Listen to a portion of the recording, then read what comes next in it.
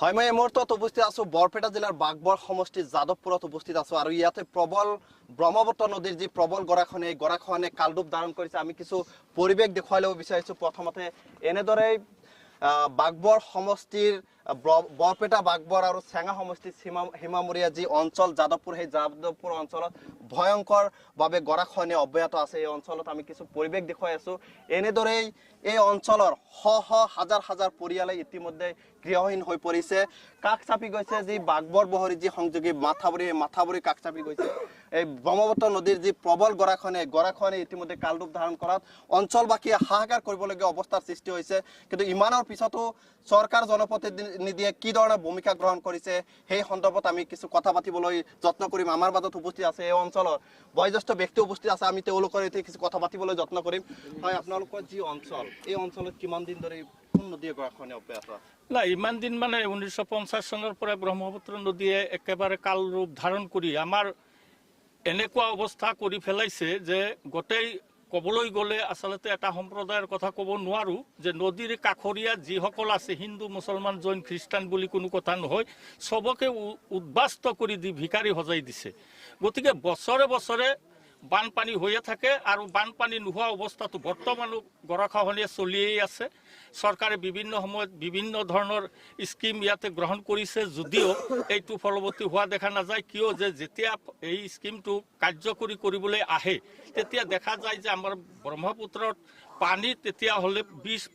20ৰ পৰা 30 ফুট পানী থাকে। গতিকে এনে অৱস্থাত সাধাৰণ আৰু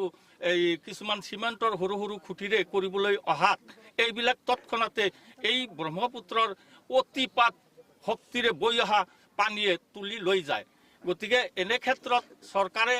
আচলতে যদি স্থায়ীভাৱে এনেকুৱা এটা ব্যৱস্থা লয় যে ব্ৰহ্মপুত্ৰৰ গৰাখহনীয়া প্ৰতিৰোধৰ বাবে, তেতিয়াহ'লে নিশ্চয়কৈ আমাৰ অসমৰ আধাখিনি জনসাধাৰণ ভিকাৰীৰ হোৱাৰ পৰা বাদ পৰিব। আৰু ইয়াতে মানে কেইবাখনো অঞ্চল, কোন কোন অঞ্চল গৰাখহনীয়া কবলত পৰিছে? আমাৰ ইয়াতে সাধাৰণতে গৰাখহনীয়াত পৰা দেখা যায় আমাৰ ৰহমপুৰ গাঁৱৰ দক্ষিণ ফাল, গৰৈমাৰী, যাদৱপুৰ, পাহাৰপুৰ আৰু বামন নংৰা, এই কেইটা অঞ্চলত দেখা গৈছে যে অনবৰত গৰাখহনীয়াৰ ফলত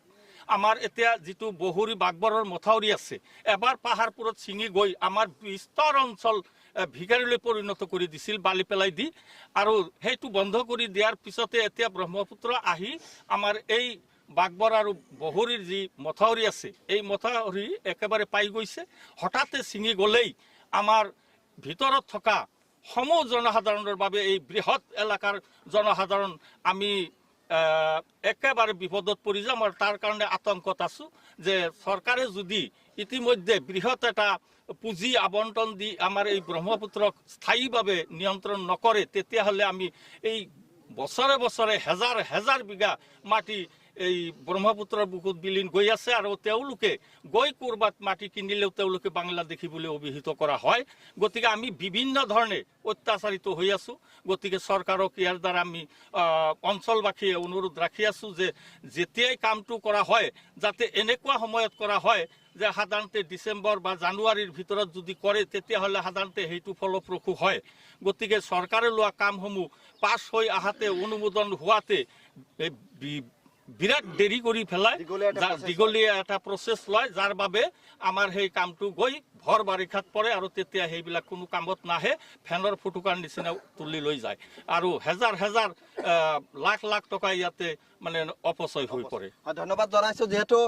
এখেতে উল্লেখ কৰিছে যে চৰকাৰে বিভিন্ন সময় আঁচনি গ্ৰহণ কৰি আহিছে, যদি সেই আঁচনি কিন্তু সঠিকভাৱে ৰূপায়ণ নোহোৱাৰ অভিযোগো দীৰ্ঘদিনীয়া এই অঞ্চলত। আৰু বৰ্তমানে যি কৃষি প্ৰধান অঞ্চল, এই অঞ্চলসমূহ কিন্তু কৃষি প্ৰধান অঞ্চল, আৰু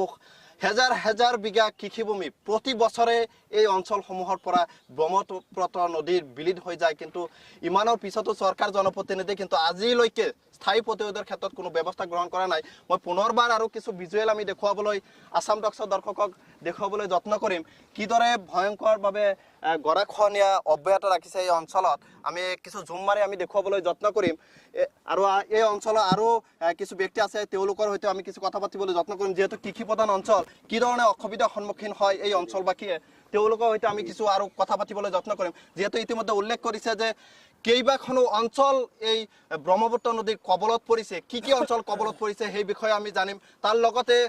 চৰকাৰী বিদ্যালয় বা শিক্ষা অনুষ্ঠান কি অনুষ্ঠান এই ব্ৰহ্মপুত্ৰ নদীৰ কবলত পৰিছে সেই সন্দৰ্ভত আমি কিছু কথা পাতিবলৈ যত্ন কৰিম এই অঞ্চলৰ শিক্ষিত ব্যক্তি এজন আছে আমি তেওঁৰ সৈতেও কিছু কথা পাতিবলৈ যত্ন কৰিম কি ক'ব যেহেতু প্ৰতি বছৰে গৰাখহনীয়া কবলত পৰিছে আপোনালোকৰ অঞ্চল আপোনালোকৰ জৰিয়তে প্ৰথমতে আসাম টক্সৰ সমূহ পৰিয়াললৈ আমাৰ অশেষ ধন্যবাদ তাৰ লগতে আমাৰ লগতে কামত সহযোগিতা কৰা প্ৰত্যেকজন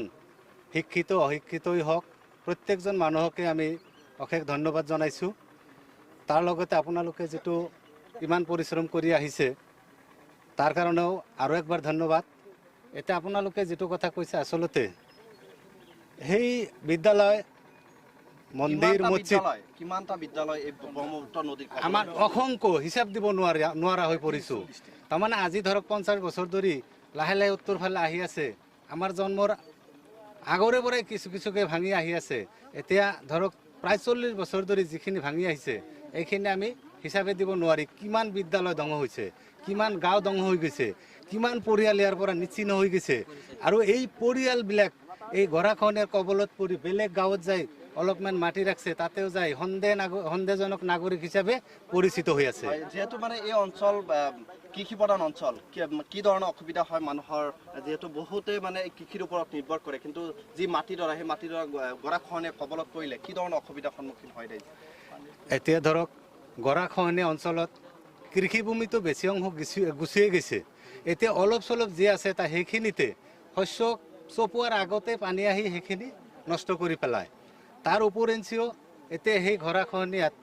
কৃষিভূমি হেৰুৱাই যোৱাৰ পাছত সেই মানুহবোৰ এতিয়া বিদেশত যায় হাজিৰা কৰিব গৈছে কোনোবাই ৰিক্সা চলাইছে ঠেলা চলাইছে তাতে যায়ও বহিৰাগত নামত নামাকৰণ হৈ পৰিছে এইখিনি আমি বিৰাট অসুবিধাত পৰিছোঁ এতিয়া সেইখিনি ক্ষেত্ৰত আমাৰ আগৰ যিখিনি দুখ বেদনা সেইখিনি আৰু প্ৰকাশ কৰিব নোৱাৰা হৈ পৰিছোঁ হয় ধন্যবাদ জনাইছোঁ যেহেতু ব্ৰহ্মপুত্ৰ নদীৰ যে প্ৰবল গৰাখহনীয়া কিন্তু অব্যাহত আছে আৰু তাৰ লগতে এটা কথা উল্লেখ কৰিব লাগিব আটাইতকৈ গুৰুত্বপূৰ্ণ কথা যে বাগবৰ বহৰী যি মাথাউৰি সেই মাথাউৰি কিন্তু কাষ চাপি গৈছে ব্ৰহ্মপুত্ৰ নদীয়ে কাষ চাপি আহিছে কিন্তু সেই মাথাউৰিলৈ যথেষ্ট ভাবুকি কঢ়িয়াই আনিছে আমি এজন ব্যক্তি আছে তেওঁৰ সৈতে আমি কিছু কথা পাতিবলৈ যত্ন কৰিম কি ক'ব যিহেতু বাগবৰ বহৰী যি মাথাউৰি একেবাৰে কাষ চাপি গৈছে ভাঙি গ'লে কি ধৰণৰ অসুবিধা ইয়াৰ পূৰ্বেও ভাঙিছিল এতিয়া মথাউৰি যেটো আছে বৰ্তমানে এইটো মথাউৰিত অশেষ মানুহ হাজাৰ মানুহ বসবাস কৰি আছে যদি এই মথাউৰিখন ছিঙি যায় তেতিয়াহ'লে আমাৰ হাজাৰ পৰিয়াল আজি নিশ্চিন্ন হৈ যোৱাৰ এটা উপক্ৰম হ'ব গতিকে আমি চৰকাৰলৈ আহ্বান জনাইছোঁ যাতে আমাৰ এই নদীখন প্ৰটেকশ্যন দি এটা স্থায়ী প্ৰটেকশ্যন দিয়াৰ ব্যৱস্থা কৰে তাৰ কাৰণে আমি চৰকাৰলৈ আহ্বান জনাইছোঁ হয় ধন্যবাদ জনাইছোঁ আৰু কিছু পৰিৱেশ আপোনালোকে দেখা পাইছে যে এই অঞ্চলৰ বহু সংখ্যক লোকে ইয়াতে আহি উপস্থিত হৈছেহি যেহেতু যথেষ্ট এটা গুৰুত্বপূৰ্ণ যি সমস্যা এই অঞ্চলৰ আটাইতকৈ গুৰুত্বপূৰ্ণ সমস্যা হৈছে গৰাখহনীয়াই এওঁলোকে জোৰালা হৈ পৰিছে আৰু এজন ব্যক্তি আছে আমি তেওঁৰ সৈতে কিছু কথা পাতিবলৈ যত্ন কৰিম কি ক'ব তাৰমানে মই ক'ম যে যিটো আমাৰ ব্ৰহ্মপুত্ৰ গৰাখহনীয়াৰ ফলত কেৱল গৰাখহনীয়া নাই বান গৰাখহনীয়া দুয়োটাত আমাৰ এই অঞ্চলত বিস্তৰ ক্ষতি কৰিছে এই কৃষি প্ৰধান ৰাজ্যত বিশেষকৈ আমাৰ দক্ষিণ বৰপেটা যিটো অঞ্চল এই অঞ্চলত বাৰে গৰাখহনীয়াৰ বান এইটোত যোৱাবাৰো যথেষ্ট ক্ষতি হৈছে পশুধনৰ ক্ষতি হৈছে ঘৰ মাটি ভেটি এইবিলাকৰ ক্ষতি হৈছে গতিকে আজি আমি অসম চৰকাৰলৈ আহ্বান জনাম যে চৰকাৰ আপুনি সোনকালে এই মিডিয়াৰ জৰিয়তে আপুনি সোনকালে এই আমাৰ যিবিলাক ক্ষতিপূৰণ হৈছে এই ক্ষতিপূৰণৰ ব্যৱস্থা যেন কৰি দিয়ে কাৰণ আমি দেখা পাইছোঁ যে আজি অসম চৰকাৰে ব্যৰ্থ হৈছে অসম চৰকাৰে কোনো ধৰণৰ স্থায়ী ব্যৱস্থাই ব্ৰহ্মপুত্ৰ গৰাখহনীয়া ৰোধৰ ক্ষেত্ৰত লোৱা নাই যেটো জাতি মাটি বেটিৰ কথা কৈছে ৰক্ষা কৰাৰ কথা কৈছে এই চৰকাৰে পাৰিছে নেকি নাই সম্পূৰ্ণৰূপে পৰা নাই গতিকে ইহঁতে কেৱল ৰাজনীতি কৰি আছে সেই ৰাজনীতিৰ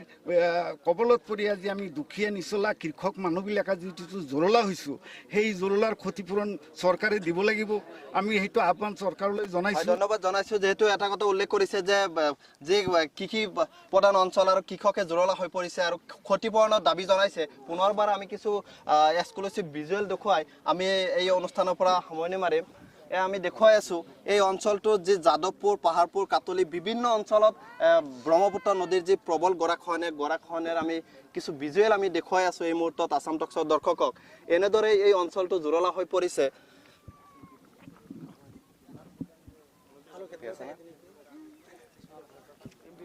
হবো আৰ ওই যে হুজুৰ জানি গেছে কাকি